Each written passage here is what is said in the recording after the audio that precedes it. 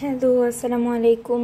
আশা করি তোমরা সবাই ভালো আছো। আমিও আলহামদুলিল্লাহ ভালো আছি। তো আজকে চলে এসেছি নতুন আরেকটা বায়োলজি ক্লাস নিয়ে, নতুন একটা চ্যাপ্টারের উপর। সেটা হচ্ছে চ্যাপ্টার 5 বা পঞ্চম অধ্যায়ের উপর। তো দেখো, চ্যাপ্টারের নামটা হচ্ছে খাদ্য, পুষ্টি এবং পরিপাক। তো আমরা নাম থেকে বুঝতে পারছি এই চ্যাপ্টারটা হচ্ছে আমাদের এই যে খাওয়া দাওয়া, মনে করো বিভিন্ন জিনিস আমরা খাই দেন, এই খাদ্য থেকে আমরা কি পাই? পুষ্টি পাই, তাই না? পুষ্টিটা কিন্তু ডিরেক্টলি পাই না আমরা, হজম হয় খাবারটা, ডাইজেশন, অ্যাবজর্পশন, এরপরে হচ্ছে পুষ্টি পাচ্ছি। এরপরে আমরা দেন হচ্ছে পরিপাক, হচ্ছে আমাদের খাবার পরিপাক।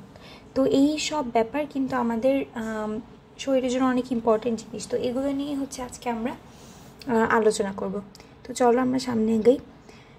দেখো, জীব মাত্রই খাদ্য গ্রহণ করে, কারণ জীবের বেঁচে থাকার জন্য খাদ্যের প্রয়োজন। তবে উদ্ভিদ ও প্রাণী খাদ্য গ্রহণ প্রক্রিয়া ভিন্ন।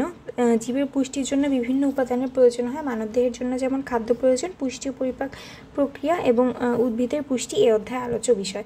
আচ্ছা, এখন দেখো, উদ্ভিদ আর প্রাণীর যে খাবার গ্রহণ প্লাস পুষ্টিটা কিন্তু দুইটা আলাদা প্রক্রিয়া।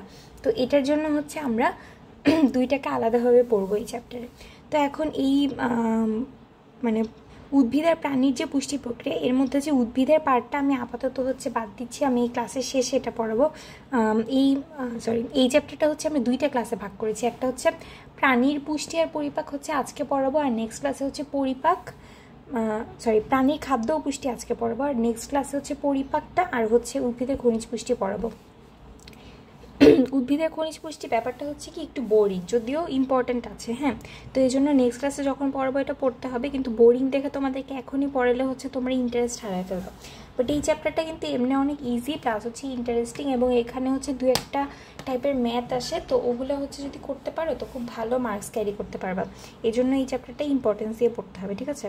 তো দেখো, প্রাণীর খাদ্য পুষ্টি যদি আমরা শুরু করি, তোমরা ষষ্ঠ এবং অষ্টম শ্রেণীতে জেনেছ জীবন ধারণের জন্য খাদ্য যেমন অপরিহার্য, তেমনি সুস্বাস্থ্যের জন্য পুষ্টিকর সুষম খাদ্য প্রয়োজন। আচ্ছা, সুষম খাবার এই কথা কিন্তু আমরা অনেক আগের থেকেই শুনে আসতেছি, তাই না? সুষম খাদ্য কি মানে আমাদের ঠিক যেই অ্যামাউন্টের, যেই পরিমাণ খাদ্য উপাদানটা দরকার সেই সব মানে যথেষ্ট পরিমাণে এবং বেশি না কমও না এরকম পরিমাণে সব খাবার মিলায় হচ্ছে যেই মিলটা আমাদের প্রতিদিন নেওয়া দরকার, এইটাকেই হইতেছে আমাদের সুষম খাদ্য বলে। আর এই সুষম খাদ্যটা যদি আমরা নিতে পারি তাহলে হচ্ছে আমাদের সুস্বাস্থ্য বা একদম ঠিকঠাক আর কি হেলথ মেনটেন করা পসিবল। তো এই জন্য আমাদের মানে জীবন ধারণের জন্য খাদ্য অবশ্যই অপরিহার্য, কিন্তু তাই বলে আমাদের যা ইচ্ছা তা খেলে বা যেভাবে ইচ্ছা কোনো নিয়ম ছাড়া খেলে কিন্তু হবে না। সেক্ষেত্রে অনেক সময় বেশি খাওয়া দাওয়া হয়ে গেলে আবার আমাদের হেলথ রিস্কেও পড়তে পারে, আবার কমেও হচ্ছে আমাদের হেলথ রিস্ক হতে পারে, তাই না? তো এই জন্য সুষম খাদ্য মেনটেন করাটা আমাদের সুস্বাস্থ্যের জন্য জরুরি। এই খাদ্য হচ্ছে জীবকোষে জারিত হয়ে দেহে তাপ এবং শক্তি তৈরি করে। হ্যাঁ, তোমরা আগের অধ্যায়ে শ্বসন প্রক্রিয়া কীভাবে জীবদেহে ভিতরে রাসায়নিক বিক্রিয়ায় তাপ এবং শক্তি উৎপন্ন হয় তা জেনেছ। চলাফেরা, খেলাধুলা ইত্যাদি সব কাজে শক্তির প্রয়োজন, আমরা এই শক্তি পাই খাদ্য থেকে। আচ্ছা, ওই সালোক সংশ্লেষণ শ্বসনের একটা চ্যাপ্টার আছে, ওটা পড়লে হচ্ছে তোমরা জেনে যাবা যে কীভাবে আমরা শ্বসনের মাধ্যমে শক্তি উৎপাদন করি আর কি। এটা যেসব বস্তু খাওয়ার পর দেহে শোষিত হয় এবং বিভিন্ন কার্য সম্পাদন করে তাকে খাদ্য বলে। আচ্ছা, এটাকে মোটামুটি একটা খাদ্যের ডেফিনিশন বলা যায়, অত একটা ইম্পর্টেন্ট যদিও না খাদ্যের ডেফিনিশন, তাও এটা পড়ে রেখো, আসলেও আসতে পারে। তাহলে কি, যেসব বস্তু খাওয়ার পরে দেহে শোষিত হয় এবং বিভিন্ন কার্য সম্পাদন করে তাকে খাদ্য বলে। আচ্ছা, খাবার যে খাচ্ছি আমরা এটাই কিন্তু শেষটা, তাই না? খাবার খাওয়ার পরে মনে করো হজম হয়, এটা শোষণ হয়, তো খাওয়ার পরে দেহে শোষিত হয় এবং শোষিত হওয়ার পরে বিভিন্ন কার্য সম্পাদন করে, তো এটাই হচ্ছে খাদ্য। এই কাজগুলো আচ্ছা, এখন বিভিন্ন কার্য যে বললাম দেহের বিভিন্ন কার্য সম্পাদন করে, এর মধ্যে কী কী আছে? দেহের পুষ্টি সাধন করবে, দেহের ক্ষয় পূরণ করবে, দেহের রোগ প্রতিরোধক শক্তি উৎপাদন করবে এবং কর্মশক্তি আর তাপ উৎপাদন করবে। তাহলে হচ্ছে চারটা জিনিস: পুষ্টি সাধন, ক্ষয় পূরণ, রোগ প্রতিরোধক শক্তি উৎপাদন করবে, কর্মশক্তি আর তাপ উৎপাদন করবে। শেষ। এখন হচ্ছে চলো আমরা সামনে আগাই। খাদ্যের প্রধান উপাদান ও তার উৎস। সম্মিলিতভাবে আগে উল্লিখিত কাজগুলো আমাদের জীবন ধারণের জন্য প্রয়োজন। এই কাজগুলো সুচারুরূপে সম্পাদনের জন্য বিভিন্ন খাদ্য উপাদানের দরকার হয়। হ্যাঁ, আচ্ছা, তাহলে হচ্ছে কি কি কাজ আমরা দেখলাম? পুষ্টি সাধন, ক্ষয়পূরণ, তারপর দেহের রোগ প্রতিরোধক শক্তি উৎপাদন, কর্মশক্তি আর তাপ উৎপাদন। এটার জন্য আমাদের কি দরকার হয়? বিভিন্ন ধরনের খাদ্য উপাদানের দরকার হয়। খাদ্য অনেকগুলো রাসায়নিক বস্তুর সমন্বয়ে গঠিত। এই রাসায়নিক বস্তুগুলোকে খাদ্য উপাদান বলে। খাদ্য উপাদানে কি থাকে দেখো? পুষ্টি থাকে, তাই খাদ্য উপাদানকে পুষ্টি উপাদানও বলা হয়। আচ্ছা, তো হচ্ছে আমাদের যে রাসায়নিক বস্তু, তাহলে আমরা যেগুলো পেলাম, যেগুলো সমন্বয়ে আমাদের খাদ্য তৈরি হবে, এগুলো অ্যাকচুয়ালি একটা খাদ্য উপাদান। তো অনেকগুলো খাদ্য উপাদান মিলে আমাদের খাদ্যটা তৈরি হয়। আর হচ্ছে এই খাদ্য উপাদানগুলোকে আলাদা করে হচ্ছে আমরা কি বলতে পারি? পুষ্টি উপাদানও বলতে পারি। তো গেল, এখন চলো সামনে যাই। তো অধিকাংশ খাদ্যে একাধিক খাদ্য উপাদান থাকে।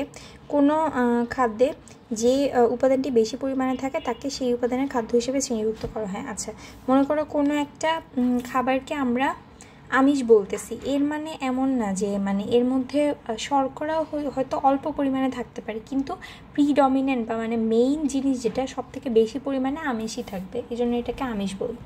তো এখন দেখো, উপাদান অনুযায়ী খাদ্যবস্তুকে প্রধানত 3 ভাগে ভাগ করা হয়। কি কি? আমিষ, শর্করা, স্নেহ ও চর্বি জাতীয় উপাদান। তো হচ্ছে দেখো, তাহলে হচ্ছে আমরা মেইনলি কি প্রোটিন, ফ্যাট আর কার্বোহাইড্রেট বলি না?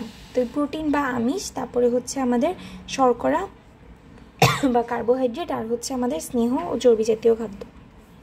দেখো, এখন হচ্ছে এটার যদি আমরা মেইন কাজটা বলি, আমরা প্রোটিন আমরা কি জানি? আমাদের শরীর গঠন করতেছে, তাই না? মাংসপেশি বা মাসেল সব কিছু গঠন করতেছে। তো তাহলে হচ্ছে আমিষ কি? আমিষ হচ্ছে আমাদের দেহের বৃদ্ধি সাধন আর ক্ষয় পূরণ করে। প্লাস হচ্ছে কোথাও যদি কেটে যাচ্ছে বা কোনো ক্ষয় হচ্ছে, ওইটা পূরণও করতেছে আমিষ। তাহলে হচ্ছে আমিষ আমাদের দেহের বৃদ্ধি সাধন, ক্ষয় পূরণ। তারপর হচ্ছে শর্করা কি করে? শর্করা হচ্ছে দেহের শক্তি উৎপাদনে সহায়তা করে। আমরা দেখবা যে সবসময় গ্লুকোজ বা কার্বোহাইড্রেট এগুলাকে হচ্ছে জারিত করেই শক্তি উৎপাদন করতেছি। তাহলে হচ্ছে শর্করা আমাদের দেহে শক্তি উৎপাদনে কাজ করতেছে। আর হচ্ছে স্নেহ চর্বি জাতীয় খাবার কি করে? দেহে তাপ এবং শক্তি উৎপাদন করে। তো এটা হচ্ছে জমা থাকে আমাদের শরীরে, দেন এখান থেকে হচ্ছে অনেক পরিমাণে আমরা শক্তি পাই। তো গেল, এছাড়াও হতেছে আরও 3 ধরনের উপাদান আছে দেহের জন্য প্রয়োজন। তো মেইনলি হচ্ছে আমরা ফান্ডামেন্টালি 6টা জিনিসই দেখতে পাই এই আমিষ, শর্করা, স্নেহ জাতীয় সাথে। আরও হতেছে 3টা জিনিস আমরা দেখতে পাই যেটা দেহের জন্য প্রয়োজন। কী কী? খাদ্যপ্রাণ বা ভিটামিন, খনিজ লবণ আর পানি। দেখো, ভিটামিন যেটা, এটা খুব অল্প পরিমাণে লাগে, হ্যাঁ, কিন্তু আমাদের জন্য খুবই ইম্পর্টেন্ট। ওই অল্প পরিমাণটুক না থাকলে হচ্ছে অনেক সমস্যা। তো দেখো, আমাদের সেটা কী করে? খাদ্যপ্রাণ বা ভিটামিন যেটা, এটা হচ্ছে আমাদের দেহের রোগ প্রতিরোধ শক্তি বাড়াবে, প্লাস হচ্ছে দেহের বিভিন্ন রাসায়নিক যে বিক্রিয়া আছে ওগুলোই উদ্দীপনা দিবে। তো এই জন্য এটা ইম্পর্ট্যান্ট। তারপর হচ্ছে খনিজ লবণ, এটাও হইতেছে ওই যে বিভিন্ন ধরনের লবণ আমরা পাই, যেটা হচ্ছে আমাদের ওই যে ম্যাগনেশিয়াম, ক্যালসিয়াম, এগুলো হচ্ছে বিভিন্ন জৈবিক কাজে অংশ নেয়, এই জন্য এটা ইম্পর্ট্যান্ট। আর পানি, তো পানির ইম্পর্টেন্স তো বলে শেষ করতে পারবো না। পানি হচ্ছে আমাদের দেহে পানি হচ্ছে তাপের সমতা রক্ষা করে, কোষের কার্যাদি নিয়ন্ত্রণ করে, দেহের কোষ ও তার অঙ্গাণুগুলোকে ধারণ করে। এটা হচ্ছে ফান্ডামেন্টাল 3টা কথা। আরও অনেক কাজ আছে। তাহলে কী কী করে? পানি দেহে পানি এবং তাপের সমতা রক্ষা করে, কোষের কার্যাদি নিয়ন্ত্রণ করে, কোষ ও তার অঙ্গাণুগুলোকে ধারণ করে। গেল। আচ্ছা, এর বাইরেও একটা জিনিস আছে যেটা কোনো আমাদের পুষ্টি যোগাবে না, কিন্তু হচ্ছে এটা আমাদের মেইনলি আঁশ বা রাফেজ, হ্যাঁ, খাদ্য আঁশ বা রাফেজ। এটা হচ্ছে আমাদের ওই যে মলের পরিমাণ বৃদ্ধি করবে, পানি শোষণ করবে, পানি শোষণ করে বৃহদন্ত্র থেকে মল নিষ্কাশনে সহায়তা করবে। তো আমাদের আসলে অ্যাকচুয়ালি 7টা উপাদান আমরা পেলাম, হ্যাঁ। এখন এক একটার ইম্পর্টেন্স এক এক রকম, বাট হচ্ছে মেইনলি আমরা 7টা পেলাম। কি কি? ফার্স্টে হচ্ছে আমরা আমিষ, শর্করা, দেন হচ্ছে স্নেহ, এই 3টা। তারপরে হচ্ছে পেলাম আমরা ভিটামিন বা খাদ্যপ্রাণ, তারপরে খনিজ লবণ বা মিনারেলস, আর হচ্ছে পানি। এরপরে পেলাম হচ্ছে আমরা খাদ্য আঁশ বা রাফেজ। এখন দেখো, আমরা মেইন যেগুলো আছে এগুলো যদি একটা একটা করে আসি ভিতরে। আচ্ছা, তো এখন দেখো, একটা করে যদি আমরা ভিতরে ঢুকি, তাহলে হচ্ছে ফার্স্টে আমিষ বা প্রোটিন। হ্যাঁ, তো আমিষ বা প্রোটিন কি জিনিস? ওই যেটা বলছি, আমাদের মাসল, মাংসপেশি, দেন হচ্ছে শরীরে যত বৃদ্ধি সাধন আছে এরা করবে, প্লাস হচ্ছে আমাদের ক্ষয় পূরণ করবে। তো দেখো, আমিষ হচ্ছে প্রোটিন, হ্যাঁ, যে ইংলিশ নামটা কিন্তু ইম্পর্ট্যান্ট, হ্যাঁ, আমিষ বা প্রোটিন। আমিষ বা প্রোটিন জাতীয় খাদ্য হচ্ছে কি কি দিয়ে তৈরি? দেখো, কার্বন, হাইড্রোজেন, অক্সিজেন, নাইট্রোজেন। হ্যাঁ, কার্বন, হাইড্রোজেন, নাইট্রোজেন অক্সিজেন। আমাদের যে কার্বোহাইড্রেট বা শর্করা প্লাস হচ্ছে স্নেহ জাতীয় খাবার আছে, ওই জায়গায় না এই নাইট্রোজেনটা থাকে না, বুঝছো? বাকি 3টা উপাদান থাকে কিন্তু নাইট্রোজেনটা থাকে না। তো নাইট্রোজেনটা যেহেতু থাকে না, আমিষের একটা খুব ইম্পর্টেন্ট ফিচার হচ্ছে এখানে নাইট্রোজেন থাকে, এটা মনে রাখবা। তো মেইনলি 4টাই মনে রাখা উচিত। আমিষে হচ্ছে শতকরা 16% নাইট্রোজেন থাকে। আমিষে সামান্য পরিমাণে কি, আর এছাড়াও কি থাকতে পারে, সালফার থাকতে পারে, ফসফরাস থাকতে পারে, আয়রন থাকতে পারে। নাইট্রোজেন এবং শেষোক্ত উপাদানগুলো উপস্থিতির কারণে আমিষের গুরুত্ব শর্করা ও স্নেহ পদার্থ থেকে আলাদা। ওই যেটা বললাম যে শর্করা স্নেহতে খালি CHO থাকে, মানে হচ্ছে কার্বন, হাইড্রোজেন, অক্সিজেন, বাট বাকিগুলো হচ্ছে থাকে না, নাইট্রোজেন থাকে না, আর ওই যে সামান্য পরিমাণে সালফার, আয়রন আর হচ্ছে ফসফরাস থাকে আমিষে, যেটা হচ্ছে ওখানে থাকে না, এজন্য এরা ইম্পর্টেন্ট। শুধু আমিষ জাতীয় খাদ্যই শরীরে নাইট্রোজেন সরবরাহ করে বলে পুষ্টিবিজ্ঞানে আমিষকে একটি গুরুত্বপূর্ণ উপাদান হিসেবে বিবেচনা করা হয়। তাহলে আমিষের ইম্পর্টেন্স বাড়াইছে মেনলি নাইট্রোজেন। এখন আমিষের উৎস কি দেখো, আমরা আগেই জেনেছি মাছ, মাংস, ডিম, দুধ, ডাল, শিমের বিচি, শুটকি মাছ, চীনাবাদাম ইত্যাদি থেকে আমরা আমিষ পাই। উৎস অনুযায়ী আমিষ কয় ধরনের? 2 ধরনের, প্রাণীজ আমিষ আর উদ্ভিজ্জ আমিষ। হ্যাঁ, এখন প্রাণীজ আমিষের মধ্যে কি কি আছে? মাছ, মাংস, ডিম, পনির, ছানা, কলিজা বা যকৃৎ, এরা হচ্ছে প্রাণীজ আমিষ। এসব খাদ্যে দেহের প্রয়োজনীয় অ্যামিনো অ্যাসিড পাওয়া যায়। হ্যাঁ, এই। আর উদ্ভিজ্জ আমিষ কি? উদ্ভিজ্জ আমিষের মধ্যে হচ্ছে ডাল, চীনাবাদাম, শিমের বিচি ইত্যাদি উদ্ভিজ্জ আমিষ। একসময় ধারণা করা হতো এগুলো প্রাণীজ আমিষের তুলনায় কম পুষ্টিকর, কারণ উদ্ভিজ্জ আমিষে প্রয়োজনীয় সব কয়টা অ্যামিনো অ্যাসিড পাওয়া যায় না। কিন্তু প্রকৃতপক্ষে উদ্ভিজ্জ আমিষ প্রাণীজ আমিষের মতোই সকল অ্যামিনো অ্যাসিড পর্যাপ্ত পরিমাণে ধারণ করে। অনেক সময় 2 বা অধিক উদ্ভিজ্জ আমিষ একসাথে রান্না করা হয়, কিন্তু এতে অ্যামিনো অ্যাসিডের অনুপাতে উল্লেখযোগ্য পরিমাণ হয় না। আচ্ছা, তাহলে হচ্ছে আমিষের উৎস কি কি? একটা হচ্ছে আমাদের প্রাণীজ আর একটা হচ্ছে উদ্ভিজ্জ। প্রাণীজের মধ্যে কি কি আছে? মাছ, মাংস, ডিম, আমরা প্রাণী থেকে যা যা পেতেছি এগুলো। তো এগুলো যদি আমরা চিন্তা করি কি কি, তাহলে ফার্স্টেই আমাদের মাথায় আসবে মাছ, মাংস, ডিম।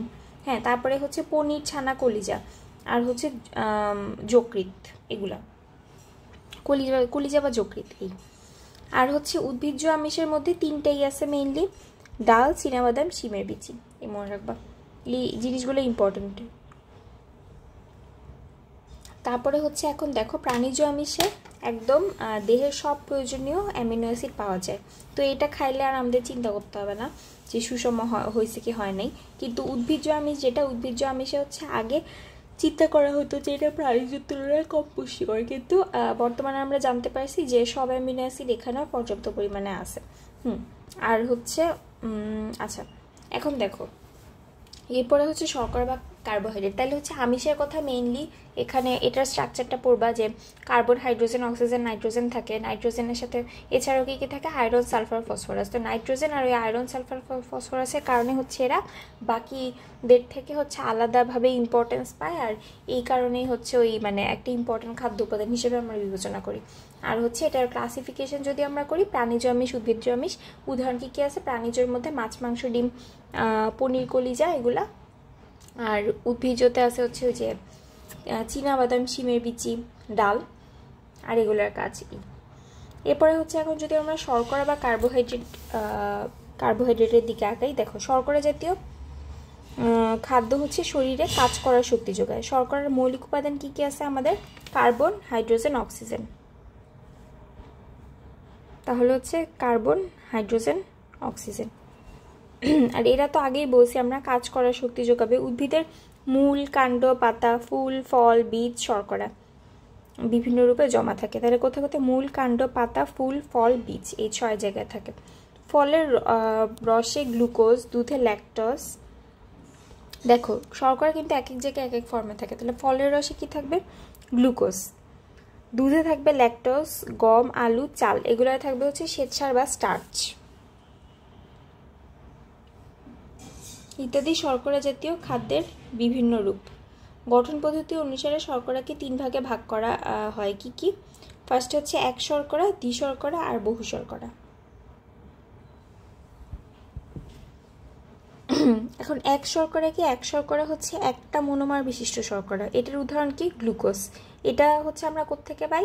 মধু আর হচ্ছে ফলের রস। তারপর হচ্ছে দ্বিশর্করা বা ডাইস্যাকারাইড, এটা হচ্ছে 2টা মনোমার বিশিষ্ট। এটা হচ্ছে সুক্রোজ আর ল্যাকটোজে পাই চিনি আর দুধ থেকে। ঠিক আছে, তারপরে বহু শর্করা বা পলিস্যাকারাইড, সেটা হচ্ছে বহু মনোমার বিশিষ্ট বা পলিমার শর্করা, এটা হচ্ছে শ্বেতসার গ্লাইকোজেনে পাই।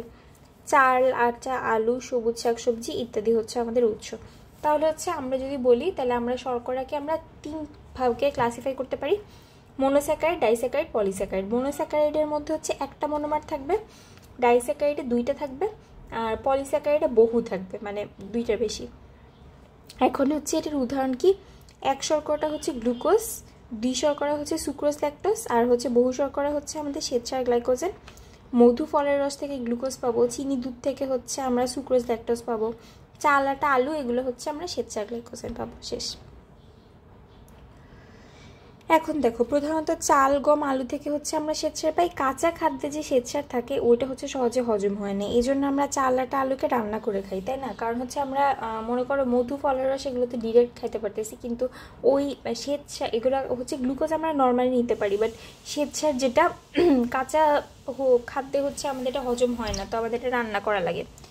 খাওয়ার পর শর্করা পরিপাক হয়ে গ্লুকোজে পরিণত হয়। দ্বি শর্করা এবং বহু শর্করা পরিপাকের মাধ্যমে সরল শর্করা পরিণত হয়ে দেহে শোষণযোগ্য হয়। মানব পরিপুষ্টির জন্য সরল শর্করা অত্যন্ত গুরুত্বপূর্ণ, কারণ মানবদেহে শুধু সরল শর্করা শোষণ করতে পারে। আচ্ছা, ওই যে একদম সিম্পলিফাইড ফর্ম না হইলে আসলে কোনো খাবার আমাদের শরীর শোষণ করতে পারে না। তো এই যে বহু মনোমার বিশিষ্ট আমাদের যে এত খাবার দাবার, এগুলো সবগুলাকে আলটিমেটলি সরল করে গ্লুকোজে পরিণত করতে হয়। একদম সরল শর্করা না হলে আমাদের শরীর এটাকে নিতে পারে না। এই ঠিক আছে, তাহলে আমরা কী কী পড়লাম গ্লুকোজে যদি রিক্যাপ করি, বা কার্বোহাইড্রেটে, সরি, এটা হচ্ছে CHO। এই 3টা জিনিস দিয়ে তৈরি হয়, শরীরে কাজ করে, শক্তি যোগাবে। উদ্ভিদের মূল, কাণ্ড, পাতা, ফুল, ফল, বীজে এরা থাকবে। তারপর হচ্ছে ফলের, আচ্ছা, কোথায় কোন কার্বোহাইড্রেট থাকবে এটা ইম্পর্টেন্ট। ফলের রসে থাকবে হচ্ছে গ্লুকোজ, তারপরে আমাদের দুধে কি থাকবে, ল্যাকটোজ, তারপরে গম, আলু, চালে শ্বেতসার থাকবে।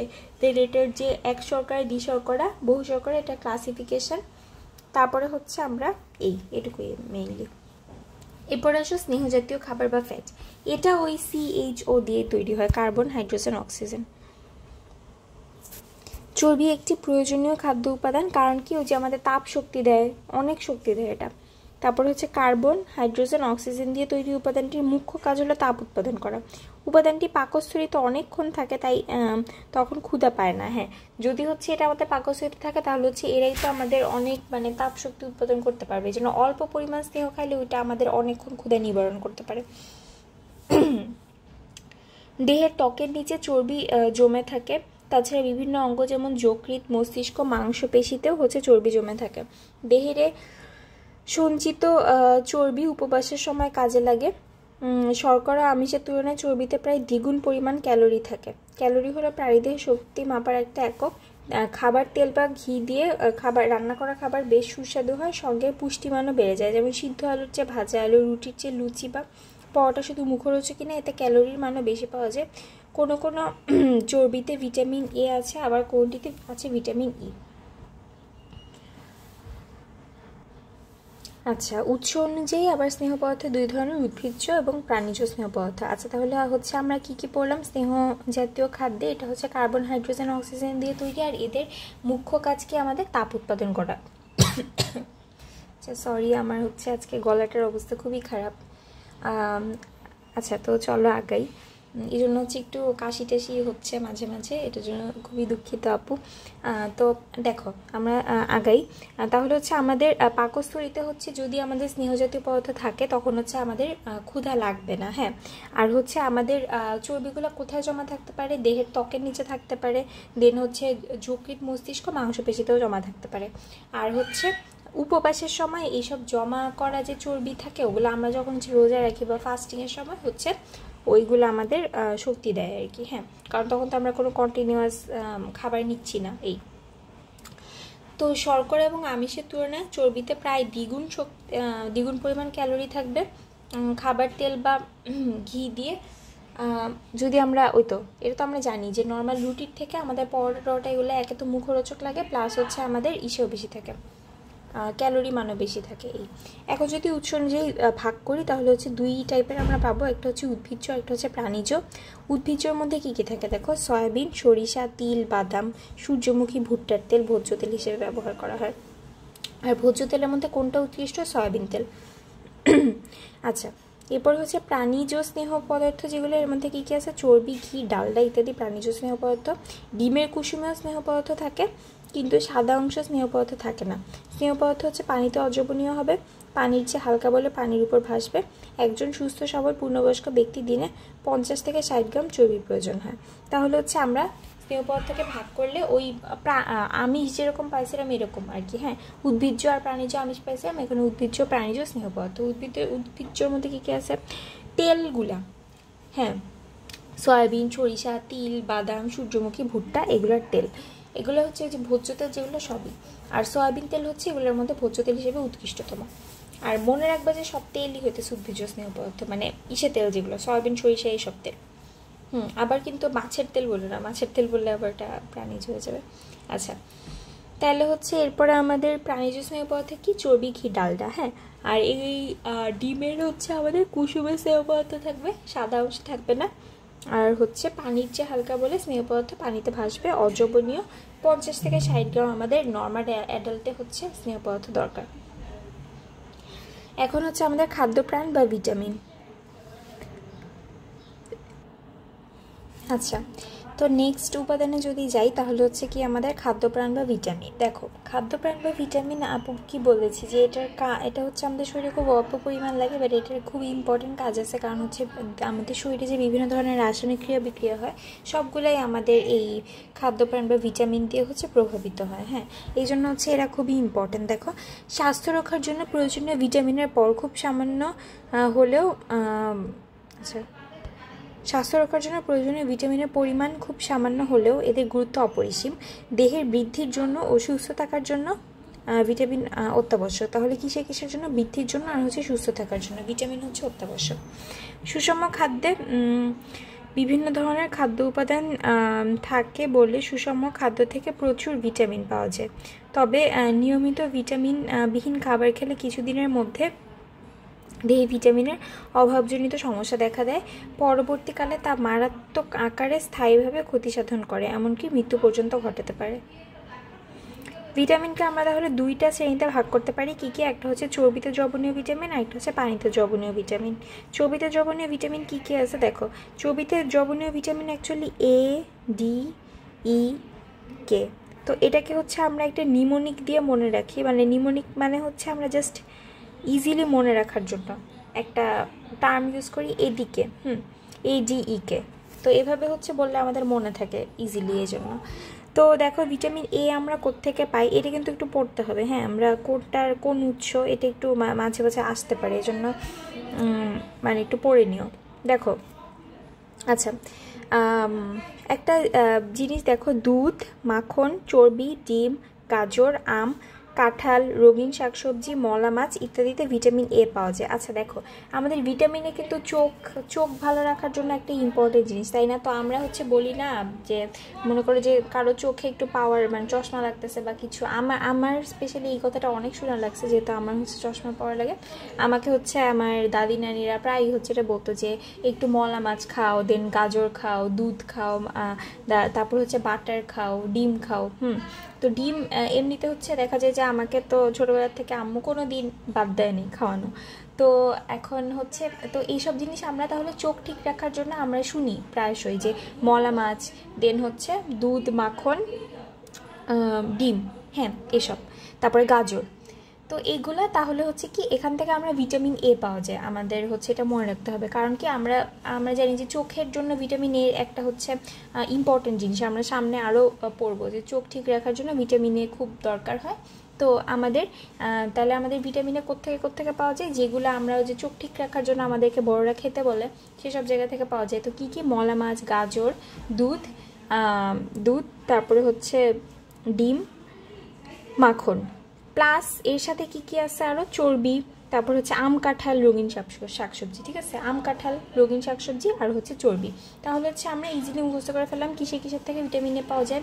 দুধ, মাখন, চর্বি, তারপরে ডিম, তারপরে হচ্ছে আমাদের গাজর, আম, কাঁঠাল, রঙিন শাকসবজি আর হচ্ছে মলা মাছ, এগুলো থেকে ভিটামিন পাওয়া যায়। শেষ। তাহলে কিন্তু ইজিলি আমাদের অনেকটি মুখস্থ হয়ে গেল। এরপরে হচ্ছে দেখো ভিটামিন ডি। ভিটামিন ডি হচ্ছে দেখো কোত্থেকে আমরা পাই। দুধ ডিম, হ্যাঁ এখান থেকে আমরা মেইনলি দুধ আর ডিম থেকে কিন্তু আমরা ভিটামিন এও পাইছি, মানে দুধ আর ডিম হচ্ছে খুব ইম্পর্টেন্ট জিনিস, চর্বিত দ্রবণীয় ইসের একটা ইম্পর্টেন্ট উৎস। তাহলে দুধ ডিম থেকে আমরা হচ্ছে ভিটামিন ডি পাচ্ছি। এরপরে হচ্ছে দুগ্ধজাত দ্রব্য যেটা আছে ওখান থেকে হচ্ছে ভিটামিন ডি পাবো, কলিজা বা যকৃৎ যে ওখান থেকে ভিটামিন ডি পাবো, আর হচ্ছে মাছের তেল, ভোজ্য তেল, এগুলো থেকে ভিটামিন ডি পাবো। তাহলে হচ্ছে আমরা ভিটামিন ডি কোথেকে পাবো? দুধ ডিম থেকে পাবো, এটা ফার্স্টে মনে রাখবো। তারপর তেল আছে দুই টাইপের, মাছের তেল, ভোজ্য তেল, এই দুই জায়গা থেকে পাবো। প্লাস হচ্ছে আমরা লিভার বা যকৃৎ, যে কলিজা বা যকৃৎ যেটা আছে এখান থেকে হচ্ছে পাবো, গেল। আর হচ্ছে দুগ্ধজাত দ্রব্য, শেষ। এরপরে ভিটামিন ই আর কে হচ্ছে সেম উৎস থেকে আমরা পাই। কি থেকে পাই? একটা হচ্ছে যে উপরের উল্লেখিত সব খাবার, মানে ওই যে ভিটামিন এ আর ডি যেখান থেকে পাই, ই আর কে ওখান থেকে অবশ্যই পাবো।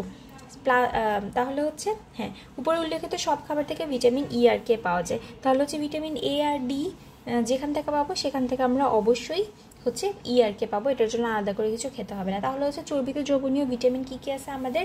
এ, ডি, ই, কে। এখন এদের হচ্ছে উৎস যদি আমরা আলোচনা করি, ভিটামিন এ হচ্ছে আমাদের দুধ, ডিম, মাখন, চর্বি, তারপরে হচ্ছে গাজর, আম, কাঁঠাল, রঙিন শাকসবজি, আর হচ্ছে মলা মাছ। ভিটামিন ডি কোথেকে পাই? দুগ্ধজাত দ্রব্য, ভোজ্য তেল, মাছের তেল, দুধ, ডিম, আর হচ্ছে আমাদের লিভার বা কলিজা বা যকৃৎ, আর এই সবগুলোর থেকে হচ্ছে আমরা ই আর কে পাবো, শেষ। এরপরে হচ্ছে যদি আমরা প্রাণীতে দ্রবণীয় ভিটামিনের কথা বলি, কি ভিটামিন বি আর হচ্ছে ভিটামিন সি, এই দুইটা জিনিস হচ্ছে আমাদের প্রাণীতে দ্রবণীয় ভিটামিন। বি এর মধ্যে যদিও অনেক কিছু আছে, যে বি কমপ্লেক্স, B1, B12, অনেক কিছু আছে। তো যাই হোক, ওভারঅল বি আমরা কোথেকে পাই? ইস্ট, ঢেকি ছাটা চাল, জাতায় ভাঙা আটা বা লাল আটা, অঙ্কুরিত ছোলা, মুগ ডাল, মটর, ফুলকপি, চীনাবাদাম, শিমের বিচি, কলিজা, হৃৎপিণ্ড, দুধ, ডিম, মাছ, মাংস, সবুজ শাকসবজি ইত্যাদিতে ভিটামিন বি থাকে। দেখো একটা জিনিস মনে রাখবা, কি দুধ আর ডিমে সব পানিতে দ্রবণীয়, চর্বিত দ্রবণীয় সব ভিটামিন পাওয়া যাবে এক্সেপ্ট ভিটামিন সি।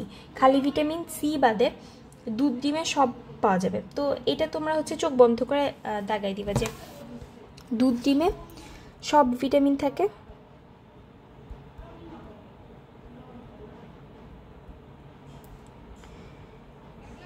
সব ভিটামিন থাকবে।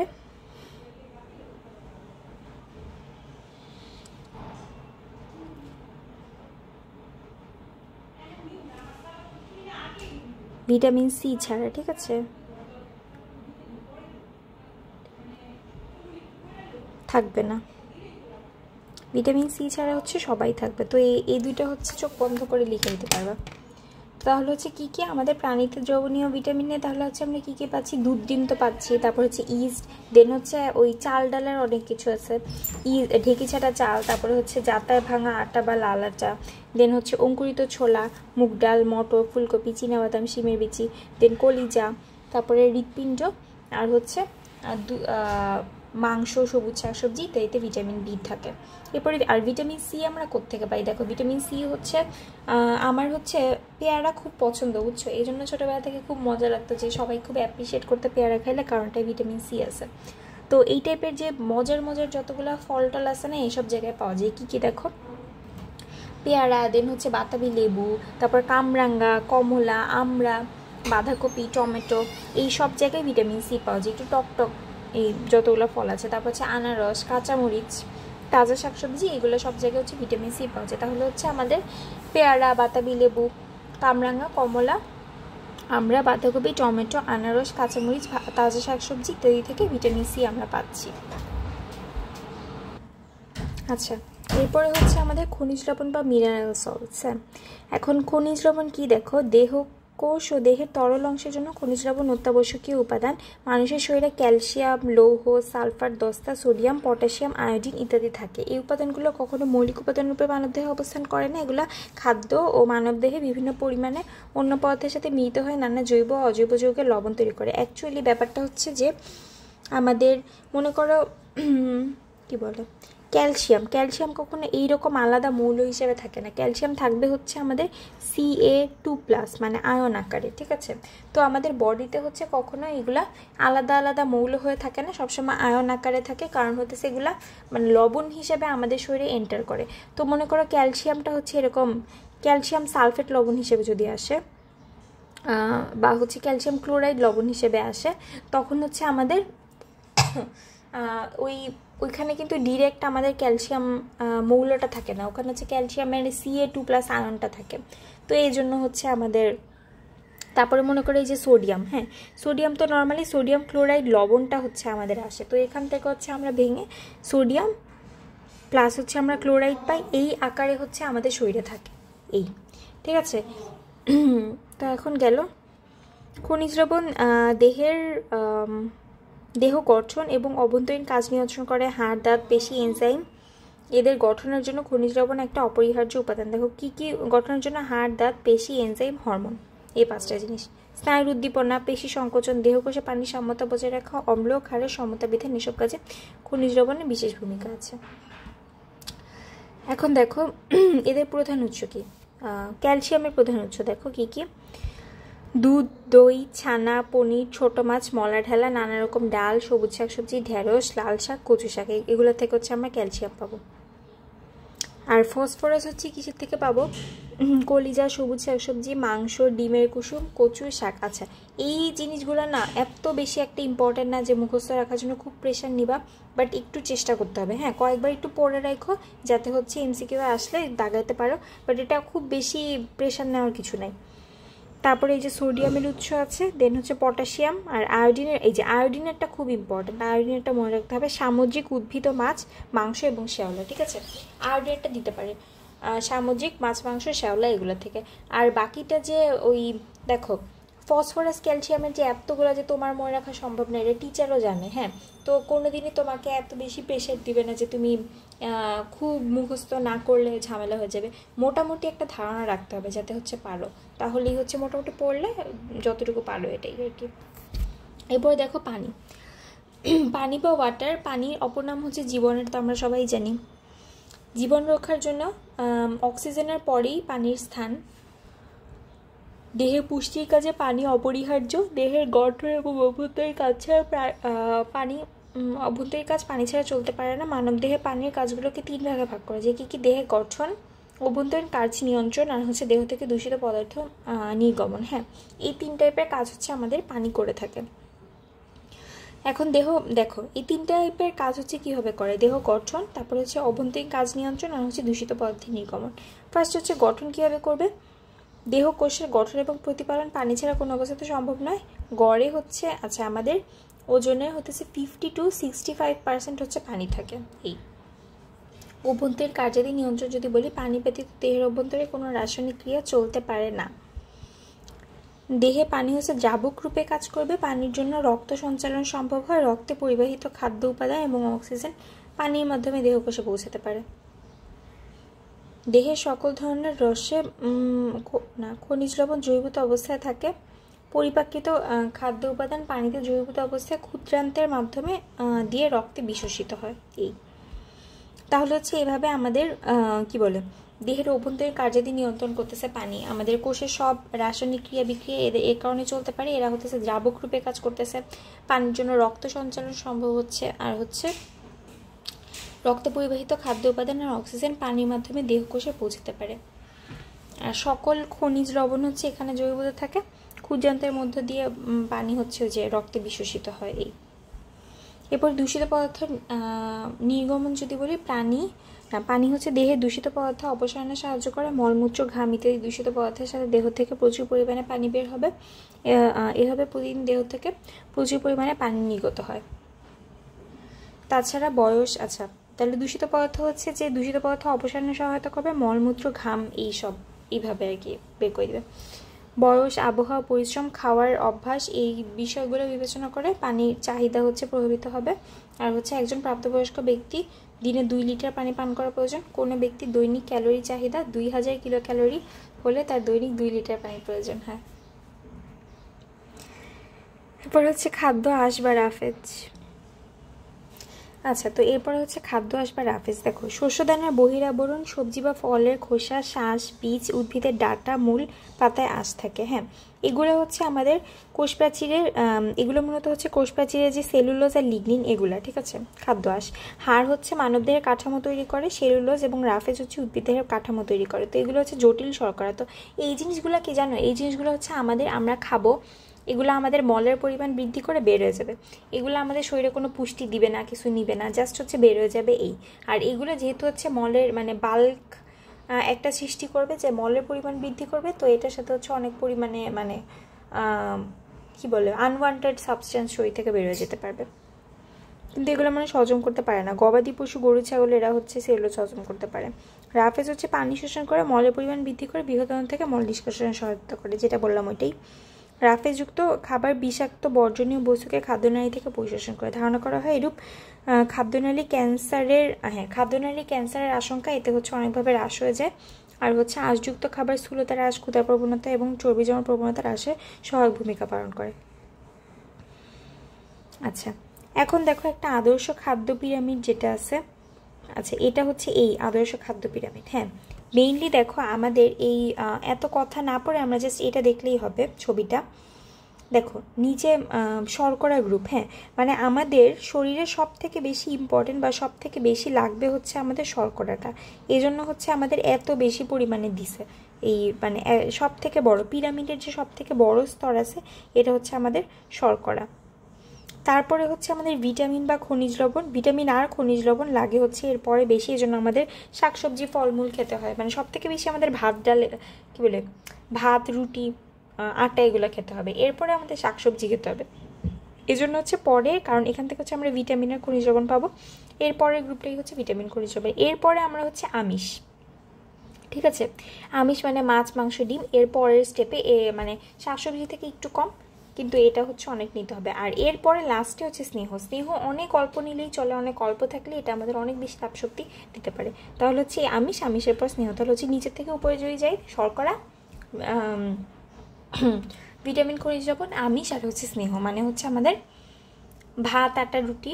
তারপরে হচ্ছে এর থেকে একটু কম হচ্ছে আমাদের ভিটামিন খনিজ লবণ, এর থেকে একটু কম আমিষ, তারপরে মানে এর থেকে একটু কম হচ্ছে আমাদের মাছ মাংস এগুলো, দেন হচ্ছে এর থেকে একটু কম আমাদের ফ্যাটস, এগুলো নিলেই হবে। আচ্ছা আচ্ছা, এখানে হচ্ছে আদর্শ খাদ্য পিরামিডের একটা সংজ্ঞা আছে মেবি।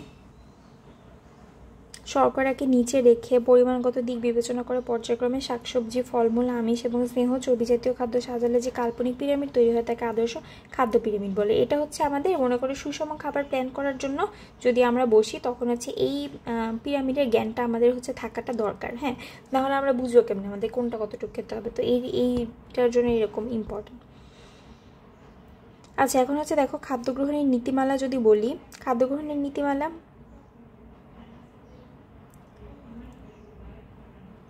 আচ্ছা, খাদ্য উপাদান বাছাই করা, সুষম খাদ্য নির্বাচন করা, সুষম আহার করা উন্নত জীবনযাপনের একটা পূর্বশর্ত। হ্যাঁ, এই জন্য হচ্ছে কয়েকটা নীতিমালা বা নিয়ম নীতি প্রত্যেকে জানা প্রয়োজন। এই সম্পর্কে পূর্ণ জ্ঞান থাকলে খাদ্য নির্বাচন, পুষ্টিমান, ক্যালোরি, পারিবারিক আয় ইত্যাদি সম্পর্কে নজর রেখে পরিবারের প্রতিটা সদস্যের চাহিদা মেটানো সহজ হয়। এখন দেখো সুষম খাদ্যের বৈশিষ্ট্য হচ্ছে 5টা, এটা খুব ইম্পর্টেন্ট। কী কী? একজন মানুষ বিপাকের জন্য প্রয়োজনীয় শক্তি উৎপাদনের সামর্থ্য থাকতে হবে। শর্করা, আমিষ, চর্বি নির্দিষ্ট অনুপাত মতো গ্রহণ করতে হবে। প্রয়োজনীয় ভিটামিন, রাফেজ, সেলুলোজ, ফাইবার সরবরাহের জন্য সুষম খাদ্য তালিকা, ফল ও টাটকা শাকসবজি থাকতে হবে। তারপরে হচ্ছে পানীয় খনিজ লবণ, তারপরে হচ্ছে সুষম খাদ্য অবশ্যই সহজপাচ্য হতে হবে। আচ্ছা, শুরু থেকে যদি আমরা শুরু করি তাহলে কি বলতেছি সুষম খাদ্যের বৈশিষ্ট্য। একটা মানুষের বিপাকের জন্য প্রয়োজনীয় শক্তি উপাদানের সামর্থ্য থাকতে হবে।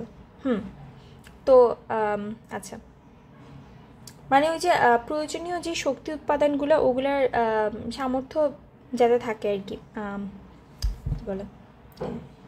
এরপরে হচ্ছে আমাদের মনে করো এখন আমাদের সুষম খাদ্যে কি বলছি, যে খাদ্যের যতগুলো উপাদান আছে সবগুলো হচ্ছে নির্দিষ্ট অনুপাতে আমাদের মিশাইতে হবে, তাই তো আমাদের মানে খাদ্যে। তো এখন শর্করা, আমিষ, চর্বি এইগুলোকে হচ্ছে একটা নির্দিষ্ট অনুপাতে পরিমাণ মতো গ্রহণ করতে হবে। এটা হচ্ছে ফার্স্ট প্রিরিকুইজিট আর কি। এরপরে হচ্ছে দেখো এরপরে কি খাদ্য মানে শর্করা, আমিষ, চর্বি পরে হচ্ছে আমাদের ভিটামিন, রাফেজ। ভিটামিন ও রাফেজ বা সেলুলোজ, ঠিক আছে।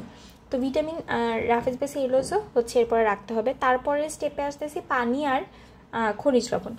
পানি আর খনিজ লবণ বেশি পরিমাণে নিতে হবে। আচ্ছা, ভিটামিন রাফেজের জন্য আমরা এগুলো কোত্থেকে পাই?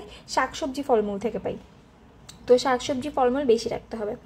তারপরে হচ্ছে আমাদের পানি আর খনিজ লবণ এটা রাখতে হবে। তারপরে হচ্ছে লাস্টলি সুষম খাদ্য অবশ্যই সহজপাচ্য হতে হবে। তাহলে একটা জিনিস কি খেয়াল রাখতে হবে, যে ফার্স্ট পয়েন্টে আমরা পড়ছিলাম যে মানুষের বিপাকের জন্য প্রয়োজনীয় শক্তি উৎপাদনের সামর্থ্য থাকতে হবে, আর হচ্ছে সুষম খাদ্য সহজপাচ্য হতে হবে। এই দুইটা জিনিসের দিকেও আমাদের খেয়াল রাখতে হবে, আর হচ্ছে বাকি জিনিসগুলো ঠিক অনুপাতে নিতে হবে। এরপর হচ্ছে সুস্থ সবল উন্নত জীবনযাপনের জন্য সুষম খাদ্যের কোনো বিকল্প নাই। আর দেহের পরিপুষ্টির জন্য 6 উপাদান বিশিষ্ট খাদ্য অন্তর্ভুক্ত করে সুষম খাদ্যের তালিকা বা মেনু পরিকল্পনা করাটা একটি গুরুত্বপূর্ণ বিষয়। দেহের চাহিদা, খাদ্যের সহজলভ্যতা, পারিবারিক আয়, এই 3টে বিষয় চিন্তা করে খাদ্য উপাদান বাছাই বা মেনু পরিকল্পনা করলে তা বাস্তবমুখী হয়। আর কম দামি খাবার দিয়ে সমান পুষ্টিমানের মেনু পরিকল্পনা করা যায়। তাই সমমানের উপাদান সংবলিত বেশি দামের খাদ্যের পরিবর্তে কম দামি খাবার নির্বাচন করে সুষম খাদ্য গ্রহণের মানসিকতা থাকা ভালো। আচ্ছা, হ্যাঁ, এটা একটা ব্যাপার যে এটা মনে করার কোনো কারণ নেই যে দামি খাবার মানেই আর কি সুষম খাবার হচ্ছে, ব্যাপারটা এরকম না, এটাই বুঝাইছে আর কি। আচ্ছা, এখন দেখো সুষম খাদ্যের তালিকা তৈরি। এই ক্ষেত্রে হচ্ছে কয়েকটা ব্যাপার খেয়াল রাখতে হবে। কি কি? ফার্স্টে হচ্ছে ব্যক্তি বিশেষের লিঙ্গ, বয়স, পেশা, শারীরিক অবস্থা, এগুলো একটা খেয়াল রাখতে হবে। তারপর হচ্ছে খাদ্যের মূল্যমান সম্পর্কে জ্ঞান রাখতে হবে। ক্ষয়পূরণ গঠনের জন্য হচ্ছে আমিষ সরবরাহ নিশ্চিত রাখতে হবে। পরিমাণ মতো ভিটামিন, খনিজ লবণ, পানি উপস্থিতি রাখতে হবে। ঋতু, আবহাওয়া, খাদ্য অভ্যাস সম্পর্কে জ্ঞান রাখতে হবে। পারিবারিক আর্থিক সঙ্গতি ও সদস্য সংখ্যা। তাহলে হচ্ছে দেখো, সব লিঙ্গের সব বয়সের মানুষের জন্য সেম জিনিস কিন্তু পারফেক্ট না। এই জন্য সবার আগে আমাদের লিঙ্গ, বয়স, পেশা, শারীরিক অবস্থা এইসব ব্যাপার খেয়াল রাখতে হবে। তারপরে কি করতে হবে? কোনটার মূল্যমান কেমন, হ্যাঁ, কারণ আমাদের কিন্তু যতই বলো আমাদের সুষম মানে একটা তালিকা তৈরির ক্ষেত্রে বাজেট কিন্তু একটা ইম্পর্টেন্ট ফ্যাক্টর, হ্যাঁ, কারণ আমাদের সবার তো সব কিছু অ্যাফোর্ড করার ক্ষমতা নেই। তো এই জন্য মূল্যমান সম্পর্কে জ্ঞান রাখতে হবে। আচ্ছা, ওয়েট, কী বলতেছি আমি? এটা তো আর্থিক সঙ্গতির পার্ট বলে ফেলছি। মূল্যমান, আচ্ছা, এটা হচ্ছে ওই খাদ্যের কোন খাদ্য থেকে হচ্ছে আমরা কীরকম শক্তি পাচ্ছি, দেন কোনটা কীরকম খরচ হচ্ছে, এগুলো সব কিছু মিলে একটা সামঞ্জস্য, যে এটা হতেছে মাথায় রাখতে হবে। দেন হচ্ছে আমাদের ক্ষয়পূরণের গঠনের জন্য যে প্রয়োজনীয় আমিষ সরবরাহ, ওইটা হচ্ছে নিশ্চিত করতে হবে। দেন পরিমাণ মতো ভিটামিন, তো গেল একটা হচ্ছে আমিষের ব্যাপারটা গেল। এরপরে হচ্ছে ভিটামিন, খনিজ লবণ, পানি উপস্থিতিটা নিশ্চিত করতে হবে। তারপর দেখো ঋতু, আবহাওয়া, খাদ্যাভ্যাস সম্পর্কে জ্ঞান। সব ঋতুতে কিন্তু সব টাইপের জিনিসপত্র ঠিক মতো পাওয়া যায় না, তো কোন ঋতুতে কি পাওয়া যায় এটার বেসিসে আমাদের সুষম খাদ্যের চার্টটা সাজাতে হবে। তারপরে হচ্ছে আমাদের হ্যাঁ, আরেকটা ব্যাপার হচ্ছে সবার খাদ্যাভ্যাস সেম না, এক এক জায়গার মানুষের এক এক আবহাওয়াতে খাদ্যাভ্যাসের ডিফারেন্স থাকে, তো এটা মাথায় রাখতে হবে। আর হচ্ছে ওই আর্থিক সঙ্গতির ব্যাপারটা বলেই ফেলছি, যে সবার পক্ষে সব কিছু অ্যাফোর্ড করা সম্ভব না, তো সদস্য সংখ্যা ওয়াইজ কী পরিমাণ অ্যাফোর্ড করা সম্ভব ওইটা আর কি আমাদের বিবেচনা করে দেন তালিকা তৈরি করতে হবে। তো এখন এই তালিকা যেটা, এটা হচ্ছে আমি জানি না এটা আসে কি না, মেবি আসে না, তাও হচ্ছে তোমরা একটু এটা দেখে নিও, যদি টেস্ট পেপার যদি পাও যে আসছে তাহলে হচ্ছে পড়ে নিও। আচ্ছা, এখানে একটা দেখো, এই ছকটা কি কোত্থেকে তৈরি করে? The institute of nutrition and food science বা INFS, এই নামটা একটু মনে রাখবা।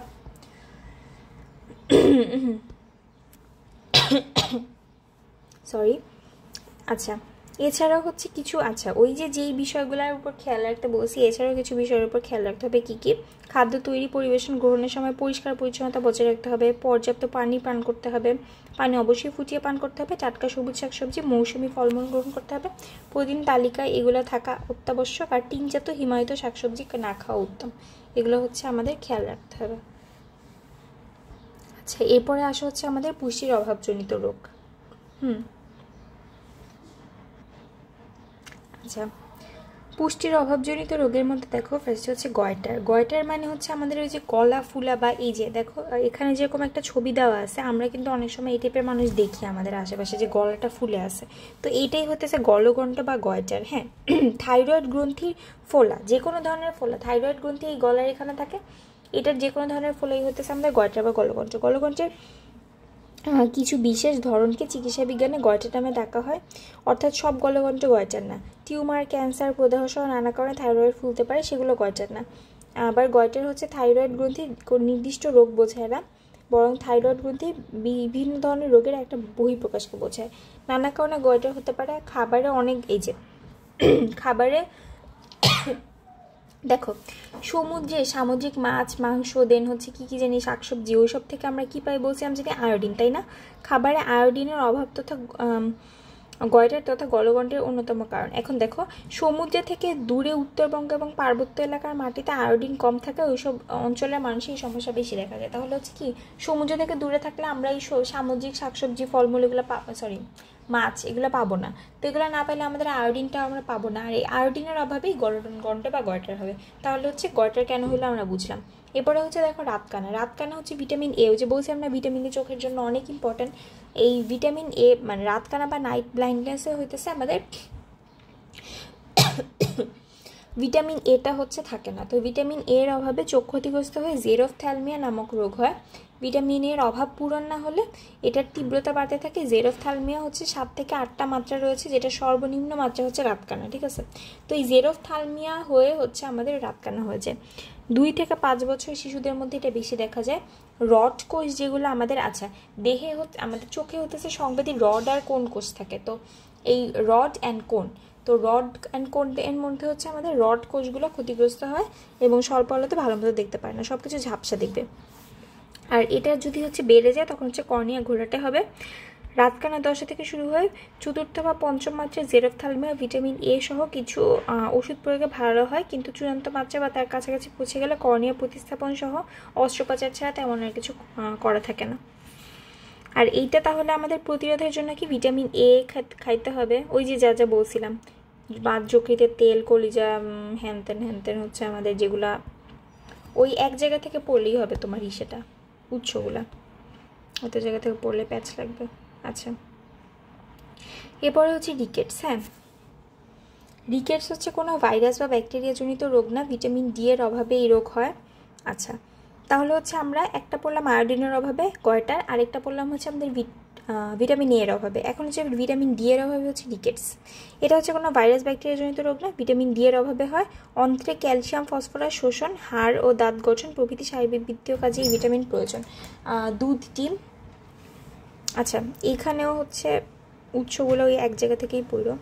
সূর্যের অতি বেগুনি রশ্মির প্রভাবে মানুষের ত্বকে জমে থাকা কোলেস্টেরল থেকে এটা তৈরি হয়। হ্যাঁ, ভিটামিন ডি হচ্ছে আমাদের শরীরে সিনথেসিস হইতে পারে। তো এটা কখন হবে? ওই যে আমাদের শরীরে যে কোলেস্টেরল থাকে সেখানে হচ্ছে যদি আমাদের সূর্যের ইউভি রেটা এসে পড়ে তখন হচ্ছে সূর্যের যে ইউভি রে। তো এই জন্যই আমরা ওই যে বলি না যে সানলাইটে বেশি থাকলে হচ্ছে আমাদের ভিটামিন ডি পরিমাণ বাড়বে শরীরে, তো সানলাইটে থাকতে বলি যাদের হাড্ডিতে সমস্যা, এই কারণেই বলি। তো এখন আর শেষ ধাপ হচ্ছে সংগঠিত হয় কিডনিতে। আছে, যাই হোক, এখন হচ্ছে দেখো দেহের হাড়গুলো দুর্বল হওয়া, গিঁট ফুলে যাওয়া, হাড় বিশেষ করে পায়ের হাড় বেঁকে যাওয়া হচ্ছে আমাদের রিকেটসের লক্ষণ। তাহলে 3টা পাইলাম, হাড় দুর্বল হবে, গিঁট ফুলে যাবে, পায়ের হাড় বেঁকে যাবে। এছাড়া দেহের কাঠামো এখানে ঠিক থাকবে না, হাড় ভঙ্গুর হয়ে যাবে, বক্ষদেশ শুরু হবে। শিশুদের পর্যাপ্ত পরিমাণে ভিটামিন ডি সমৃদ্ধ খাবার খাওয়াতে হবে।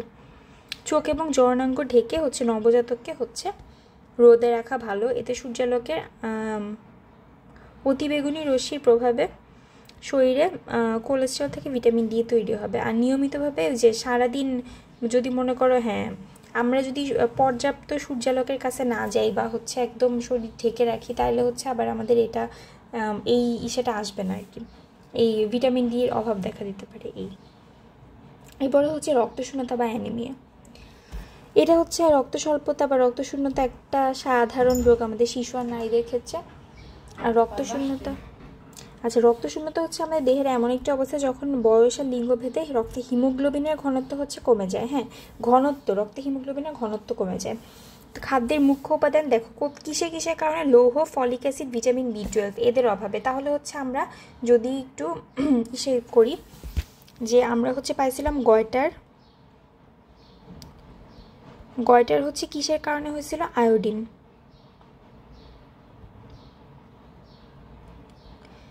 তারপরে হচ্ছে ভিটামিন রিকেটস হচ্ছে ভিটামিন ডি।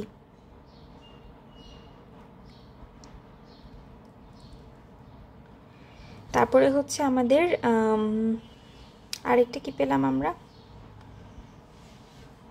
রাতকানা।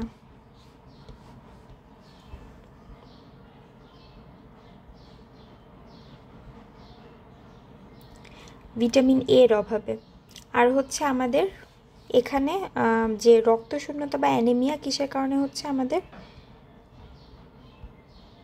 লৌহ, ফলিক অ্যাসিড, ভিটামিন B12 এর অভাবে।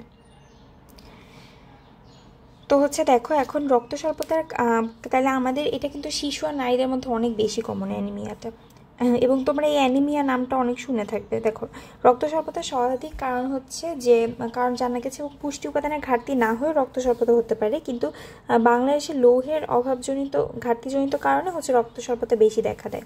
হ্যাঁ, অন্য কারণেও হতে পারে, কিন্তু বাংলাদেশে এটা খুবই কমন লৌহের অভাব।